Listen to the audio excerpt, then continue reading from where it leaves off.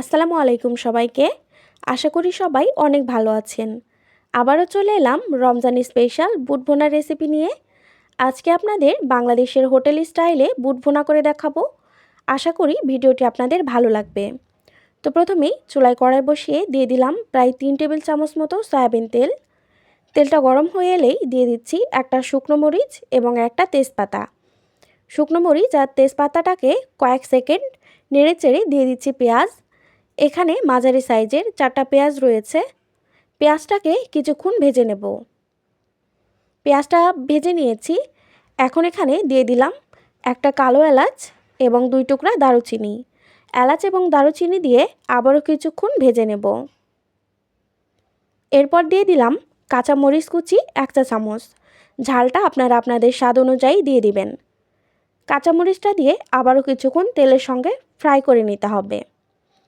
সবগুলো যখন ভাজা হয়ে যাবে, যখন পেঁয়াজটা নরম হয়ে আসবে, তখন অ্যাড করে দিব 1 চা চামচ আদা বাটা এবং 1 চা চামচ রসুন বাটা। আদা রসুনটাকে কিছুক্ষণ ভেজে নেব যাতে করে আদা রসুনের কাঁচা গন্ধটা না থাকে।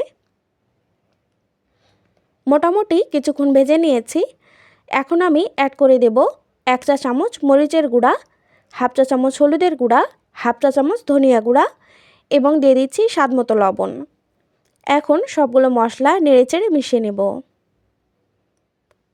সবগুলোকে ভালোভাবে মিশিয়ে নিয়েছি। এখন অ্যাড করে দিলাম টমেটো।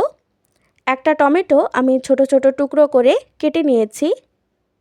টমেটো দিয়ে সব কিছুর সাথে ভালোভাবে কিছুক্ষণ কষিয়ে নেব। টমেটো যখন সফট হয়ে আসবে তখন দিয়ে দিব সেদ্ধ করে রাখা বুট। 1 কাপ বুট আমি 8 ঘন্টার মতো ভিজিয়ে রেখেছিলাম। তারপর প্রেসার কুকারে লবণ দিয়ে সেদ্ধ করে নিয়েছি। 1 কাপ বুট ভিজিয়ে রেখে সেদ্ধ করার পর দেখুন 2 কাপ হয়ে গেছে। আর বুটটাকে কিন্তু ভালোভাবে সেদ্ধ করে নিতে হবে। বুটটা দিয়ে সব কিছুর সাথে ভালোভাবে মিশিয়ে নিয়ে দিয়ে দিলাম 1 চা চামচ ভাজা জিরার গুঁড়া। দিয়ে আবারও বুটটাকে কিছুক্ষণ মশলার সাথে কষিয়ে নেব। বুট মশলার সাথে খুব ভালোভাবে কষিয়ে নেওয়া হয়ে গেলে অ্যাড করে দেব পানি। আমি এখানে 2 কাপ বুটের জন্য হাফ কাপ পানি দিয়েছি। এখন সবগুলো মিক্স করে ঢাকনা দিয়ে ঢেকে রান্না হতে দেব। তো দেখুন পানি কিন্তু একদম শুকিয়ে গেছে আর বুটটাও মাখা মাখা হয়েছে। দেখেই বোঝা যাচ্ছে কতটা লোভনীয় হয়েছে। মাশাআল্লাহ, আমার রান্নাটা কিন্তু হয়ে গেছে। চুলা থেকে নামিয়ে নিলাম। আর এখন এই বুটটায় অন্যরকম একটা স্বাদ আনার জন্য অ্যাড করে দিব কিছু আদা কুচি, কিছুটা দিব শসা কুচি, আর দিব পেঁয়াজ কুচি এবং চিলি ফ্লেক্স। আমি একটা শুকনো মরিচ ভেজে হাত দিয়ে ক্র্যাশ করে দিলাম।